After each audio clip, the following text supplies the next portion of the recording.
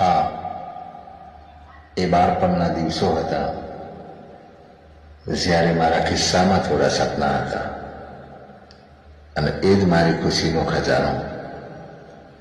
ક્યારેક ચાંદને મેળવવાની ઈચ્છા, તો ક્યારેક ઉડતા પતંગિયાની પાછળ દોડવું.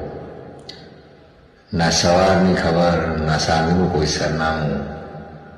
અને સ્કૂલેથી થાકીને આવતા તો પણ બહાર રમવા જતા. હા, એ નાનપણના દિવસો હતા જ્યારે મારા ખિસ્સામાં થોડા સપના હતા. એ વરસાદી મોસમ ને હાથમાં કાગળની નાવ હતી. એ વરસાદી મોસમ ને હાથમાં કાગળની નાવ હતી. પરી જેવી માં ને માની વાતોમાં પરીઓ હતી.